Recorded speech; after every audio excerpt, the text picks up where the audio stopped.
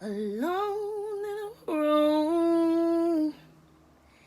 It's just me and you. I feel so lost, 'cause I don't know what to do. And now what if I choose the wrong thing to do? I'm so afraid of disappointing you.